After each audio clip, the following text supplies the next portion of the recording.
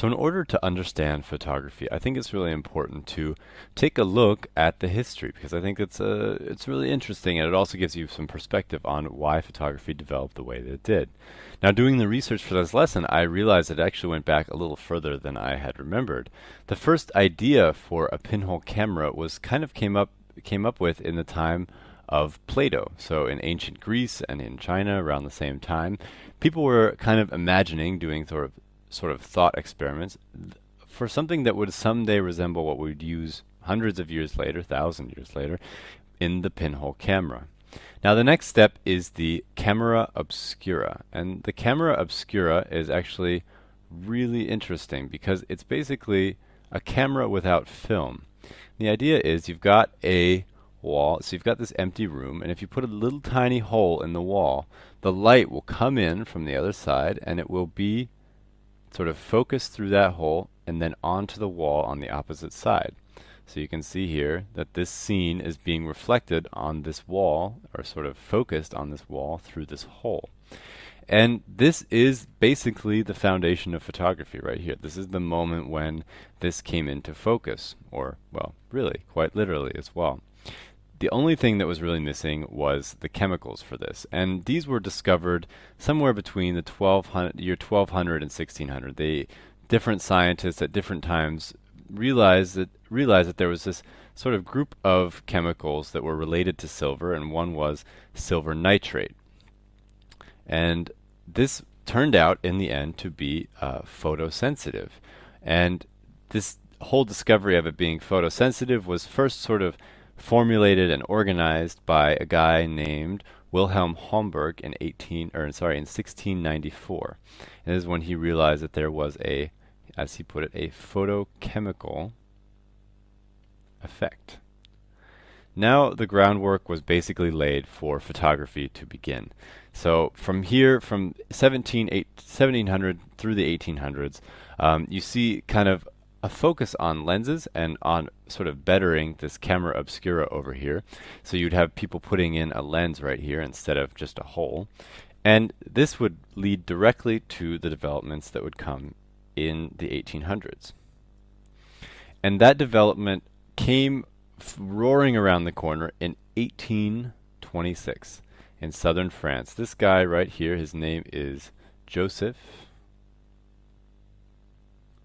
and his last name is Niepce. Oh, and I'm spelling it wrong. And Joseph Niepce was just kind of a guy who was interested in the entire idea of photography, and he wanted to develop some kind of camera. And he had taken a camera obscura and he had worked around with these light-sensitive silver nitrates, and at the same time he had been exchanging letters with this guy over here, Louis Daguerre.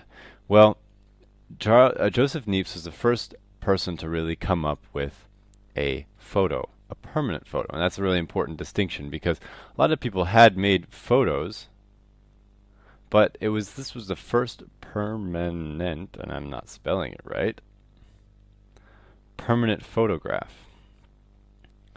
Lots of times they would make them and then they would soon deteriorate really quickly, but this was the first one that would last, and it lasted up until now.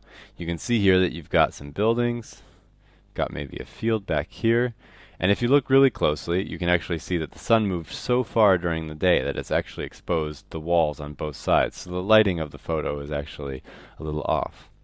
Now this was done on a piece of pewter with some silver nitrate slapped on it, and it took 8 hours to make this photograph. So can you just imagine taking a photo that takes 8 hours to make? You can't move the camera a single bit. Just have to leave the camera there for 8 hours. So this step now behind them, the move then became to simplify and strengthen the power of photography and to make photographs something that you could take instantaneously, so it wouldn't take 8 hours to make a photograph. So when Niepce died, Niepce, I'll say, died in 1833.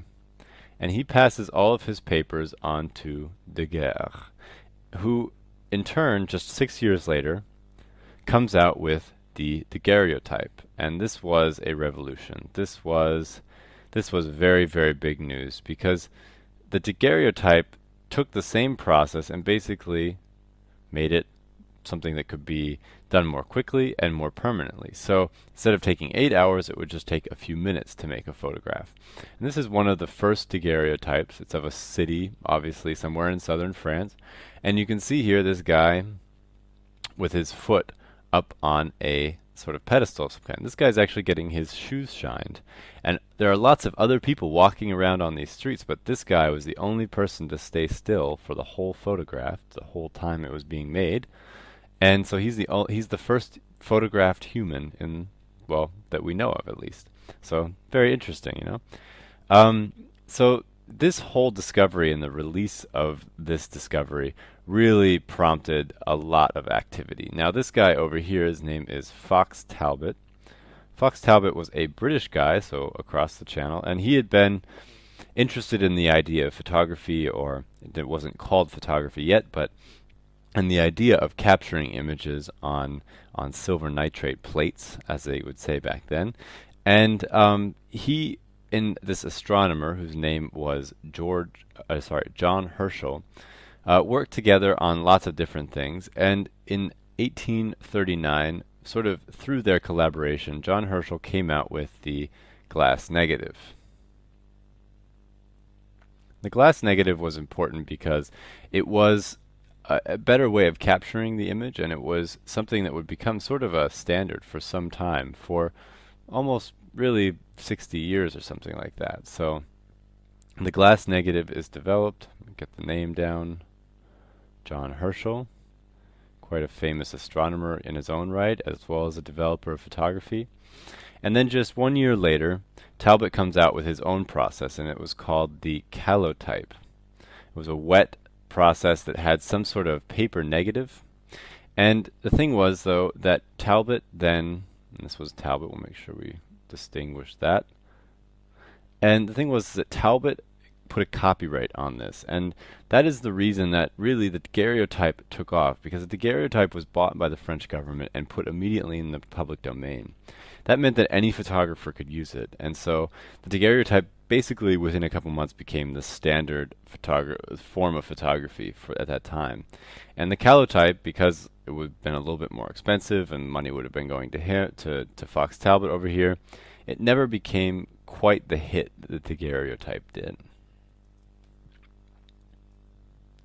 Now, things went very quickly from here, and within a couple months of the daguerreotype being developed, it was already being used in the field. And by the 1850s, it was really common to see roving photographers like this traveling through the countryside of Europe and even in America and other places, and doing these sort of mobile photo studios. And because I mean, these days you can do everything that they could do in this with a laptop and a camera and even a cell phone. But at the time it took quite a lot. You had a lot of chemicals, you had to do a lot of mixing, you needed a dark room, so everything had to be brought with you in the wagon. But it was very quick. You could see here that prominent people, this is the Tsar and his wife, and this is Abe Lincoln, one of the early American presidents, all being photographed early on because they realized the power and were all very fascinated by the idea of photography.